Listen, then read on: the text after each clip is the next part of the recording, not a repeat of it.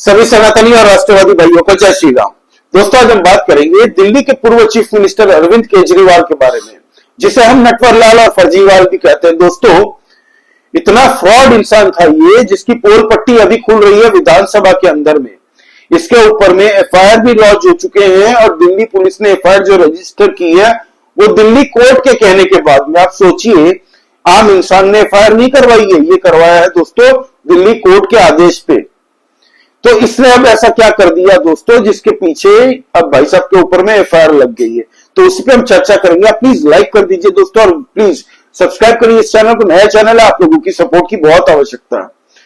दोस्तों, आपको पता है 2025 के विधानसभा चुनाव दिल्ली के जो हुए, उससे पहले ये बाबा भीमराव अंबेडकर जी की बहुत बड़ी बड़ी बातें करता था, क्योंकि इसको चाहिए थे SC ST OBC के वोट। सर पे चुनाव था तो इनको वोट चाहिए थे, तो इसने बड़ी बड़ी बातें कर दी कि बाबा भीमराव अंबेडकर जी के दिखाए हुए रास्तों पे ही मैं जिंदगी भर चला हूं, उनके सिद्धांतों से जीता हूं। जेल में भी जब था तब उनकी ही किताबें पढ़ता था। मतलब एक नंबर का फ्रॉडिया इंसान है ये पब्लिक को बेवकूफ बनाता है रहा है। हमेशा ये सोचता है कि पब्लिक बेवकूफ है, इसलिए अपनी मस्तराम की मनोहर कहानियां सुनाया गया। ये दिल्ली के चुनाव में इसका जीतने का एक ही फॉर्मूला था, दबा के पैसे एडवर्टीजमेंट में खर्चे करो, काम करो नहीं, कुछ करो ना करो, मतलब एडवर्टीजमेंट करो। पैसे कौन से अपने बाप के पॉकेट से देने हैं भाई, देने हैं तो दिल्ली के टैक्स पेयरों के पैसे से। दबा के इसने एडवर्टीजमेंट की और मीडिया चैनलों भी उनकी बन के बैठी रही जिंदगी भर। पैसे मिलते थे एडवर्टीजमेंट के, इसीलिए किसी ने सवाल पूछा नहीं। लेकिन अब जब विधानसभा के अंदर में ये पोल पट्टी खुल रही है, सबके कान खड़े हो रहे हैं, पूरे भारत के लोगों को पता चल रहा है कि किस लेवल तक का ये फ्रॉड इंसान है। दोस्तों, इसने दलितों के नाम पे बनाई स्कीम्स पे भी घपला किया है। आप सुनेंगे तो आपके रोंगटे खड़े हो जाएंगे। देखिए दोस्तों, इसने 2020 के चुनाव जीतने के बाद में इंप्रूवमेंट ऑफ SC बेसिक्स के नाम पे, वेलफेयर स्कीम्स कह सकते हैं आप, शेड्यूल कास्ट के नाम पे 65 करोड़ का एलोकेशन किया था भाई ने, जिसमें से टोटल खर्च पता कितने हुए थे 2020-21 में? 50 लाख, सिर्फ 50 लाख। फिर टोटल 2021-22 में 34.7 crore utilized, despite 65 crore allocated. बाकी पैसे कहां गए भाई? 65 करोड़ रुपए एलोकेट जो किए थे, पूरे तो होने चाहिए थे, कहां गए? नहीं पता। हिसाब किताब गया मत पूछो, हिसाब मत पूछो, बाकी सब पूछ लो। फिर जय भीम मुख्यमंत्री प्रतिभा योजना, मतलब टैलेंट, जो बच्चे कुछ करना चाहते हैं उनको सपोर्ट सिस्टम एक देने की एक वेलफेयर स्कीम्स उन प्रतिभाशाली बच्चों को लेके लिए, ठीक है। तो नाम था जय भीम मुख्यमंत्री प्रतिभा योजना। अब खुद कितना प्रतिभाशाली है देखिए आप। 180 करोड़ एलोकेटेड किए थे दोस्तों 4 साल के लिए, 180 करोड़ एलोकेट किए थे, जिसमें से खर्च सिर्फ 4.4 करोड़ रुपए ही हुए हैं। 4.4 करोड़ रुपए ही हुए हैं। आप ब्रेकआउट देख सकते हैं कौन कौन से साल में कितने खर्च किए थे, देख सकते हैं ना। देखिए, आप सोचिए 180 करोड़ रुपए एलोकेट किए थे, 4.4 करोड़, 4.5 करोड़ मान लीजिए, सिर्फ खर्च किए हैं 4 सालों के अंदर में। पैसे कहां गए किसी को नहीं पता। फिर भाई साहब ने एक और स्कीम लॉन्च की थी, जय भीम मुख्यमंत्री विकास योजना, माइनॉरिटी OBC EWS, मतलब इकोनॉमिक वीकर सेक्शन के लिए। तो इसमें भाई साहब ने जो ये स्कीम थी 250 करोड़ रुपए एलोकेट किए थे। 250 करोड़, वाह अरविंद केजरीवाल जी। इसमें से सिर्फ पता कितने रुपए खर्च हुए हैं 4 साल के अंदर में? 4.2 करोड़, 4.2 करोड़। 250 करोड़ की स्कीम एलोकेट किए थे, 250 करोड़, सिर्फ 4.2 करोड़ रुपए खर्च हुए। यही तो अरविंद केजरीवाल की काबिलियत है भाई। 4 करोड़ रुपए का काम करो, एडवर्टीजमेंट 25 करोड़ का कर दो, हो गया मेरा काम। मीडिया चैनल सवाल उठाने थोड़ी आएगी कि दिखाओ कहां पे क्या क्या काम किए हैं।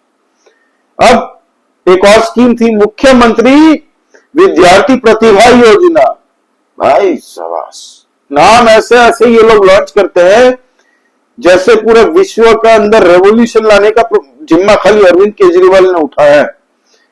जिसको अलॉटमेंट किए थे दोस्तों, इसने 461 करोड़ रुपीस एलोकेट किए थे टोटल जो खर्चा किया है 4 सालों के अंदर में वो है 32.2 करोड़। ब्रेकआउट्स देख सकते हैं।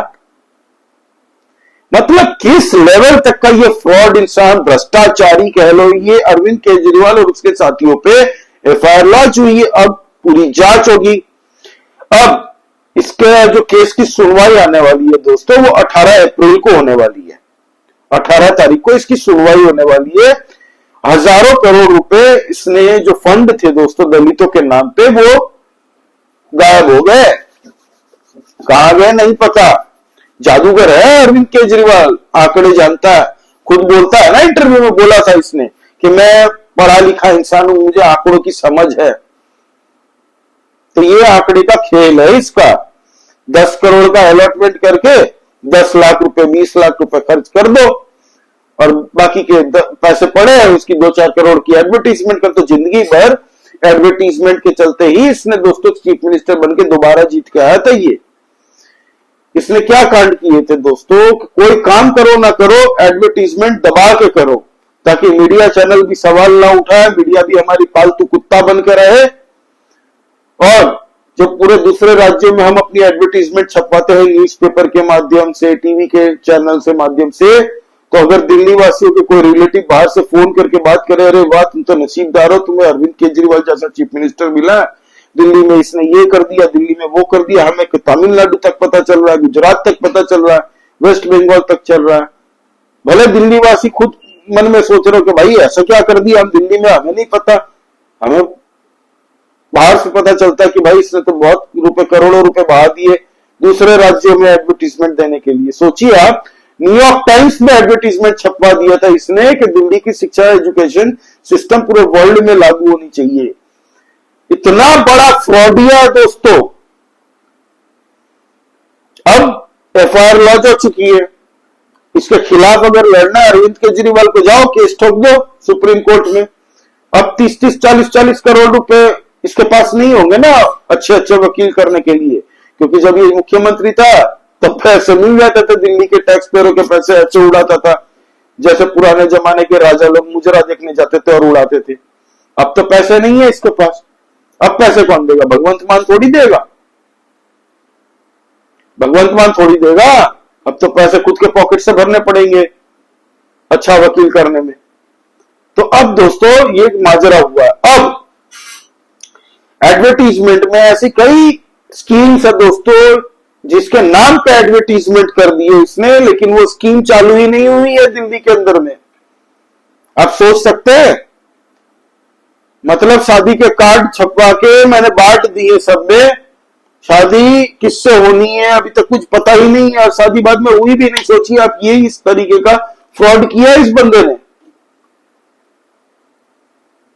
आप देखिए, भाई साहब ने एक हैप्पीनेस करिकुलम खोला था, ठीक है, 4 करोड़ रुपए खर्च किए थे उसमें, हैप्पीनेस करिकुलम के ऊपर में 4 करोड़ रुपए खर्च किए थे इसने हैप्पीनेस करिकुलम पे, और 20 करोड़ रुपए इसके एडवर्टीजमेंट में खर्च कर दिए।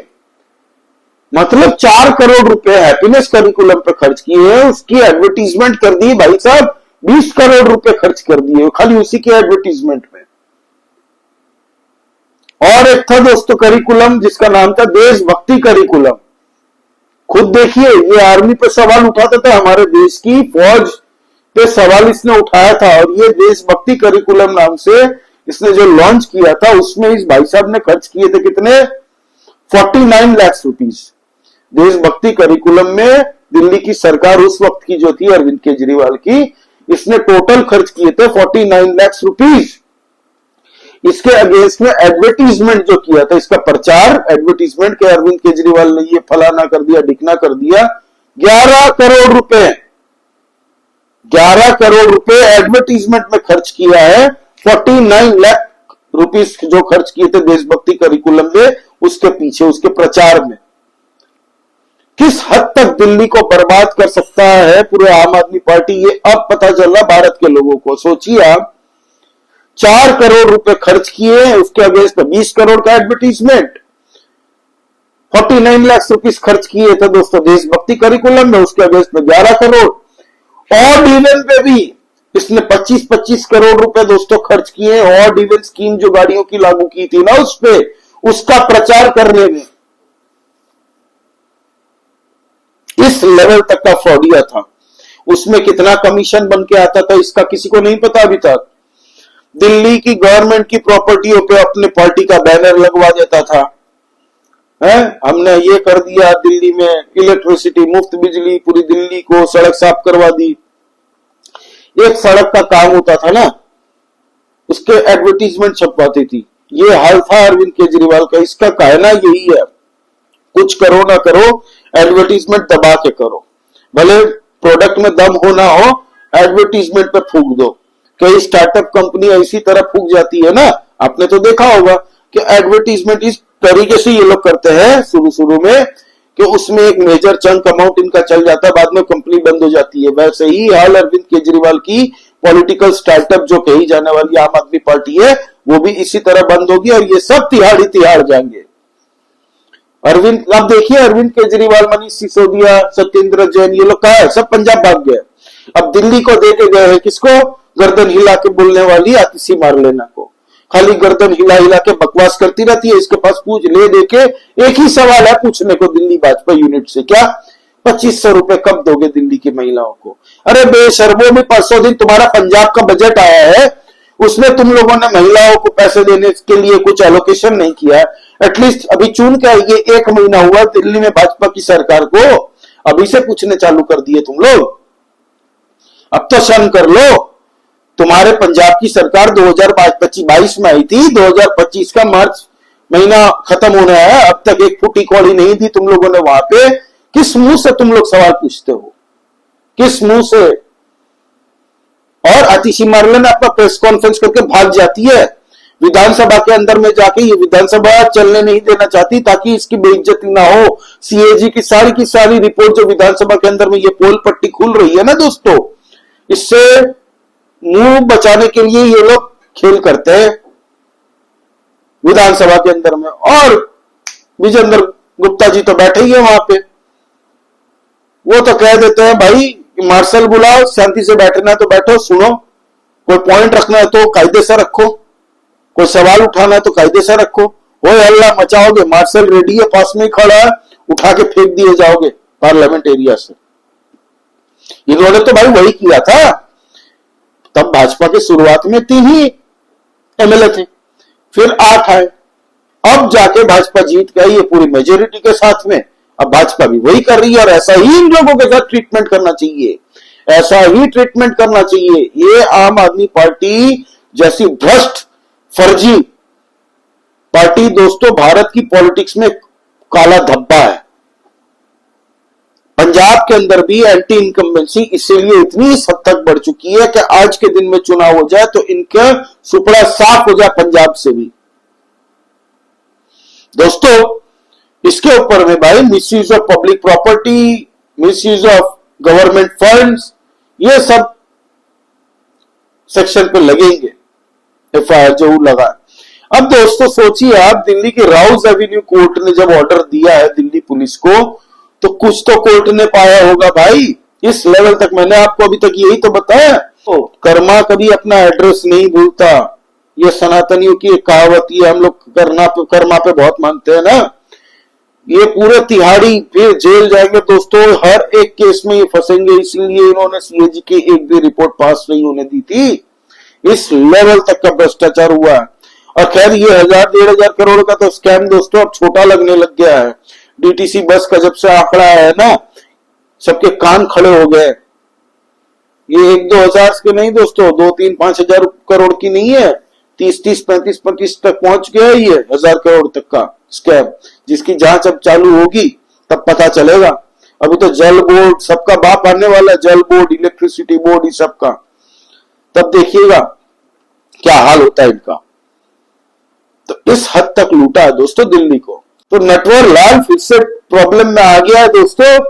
वो भाई ऐसे आज जाए कल जाए। ऑलरेडी दिल्ली हाई कोर्ट के सामने पिटीशन ईडी ने डाल दी है कुछ दिन पहले कि इसकी बेल खत्म होनी चाहिए, हमें अपनी जांच पड़ताल शुरू करनी है, अब बेल के नाम पे ये क्या आजीवन तो बेल पे रहेगा नहीं राहुल गांधी और सोनिया गांधी के नाम पे, क्योंकि हमारे देश के अंदर में मिल जाता है भाई पॉलिटिशियनों को बेल, लंबी लंबी बेल। देखिए लालू यादव मेडिकल बेल पे बाहर है भाई साहब, जाके इफ्तार पार्टी में खजूर खाए जा रहे हैं, वहां पे वक्फ अमेंडमेंट बिल के खिलाफ में पटना के अंदर में बैठ भी गए, वहां पे मुसलमानों के साथ में अपने राजद के कार्यकर्ताओं के साथ में आंदोलन करने। कोई बेल परमिट नहीं करता कि आप कोई भी प्रोटेस्ट पे जाके बैठे, लेकिन लालू यादव कर रहा है ना। राहुल गांधी फॉरेन वियतनाम घूम रहे हैं, अमेरिका जा रहे हैं, भाई बेल पे बाहर है, कन्विक्टेड है, साबित हो चुका है कि भ्रष्टाचार हुआ है, फिर भी बेल पे बाहर है। अरविंद केजरीवाल भी बेल पे बाहर है। यही तो पावर है बड़े बड़े महंगे महंगे वकीलों की, क्योंकि उनकी ऐसा नहीं है कि वो काबिल वकील है, कि वो वकील ऐसे इतने बढ़िया कभी जिंदगी में केस नहीं आ रहे, वो केस नहीं आ रहे उसका दूसरा रीजन है, सेटिंगें बढ़िया होती है उनकी बैक ऑफ बैक चैनल में। तभी अभिषेक मनु सिंह और कपिल शर्मा को सब क्या सिब्बल तो ये लोग हायर करते हैं। अब तो उस पोजीशन में भी नहीं है कि भाई दिल्ली के टैक्स पेयरों के पैसे से, अब तो चुनाव लड़ेगा तो कहां से पैसे लाएगा, अब तो खुद के पॉकेट से देने पड़ेंगे।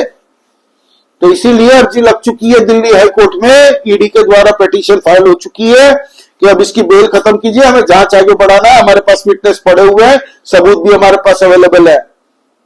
तब दिल्ली हाईकोर्ट जब तक उसको बेल कैंसिल कर सकती है, इसकी सुनवाई होगी। एनीवे दोस्तों, इस पर आपका क्या कहना है प्लीज आप कमेंट करके बताइए, और लाइक कीजिए इस वीडियो को दोस्तों, सब्सक्राइब करिए चैनल को।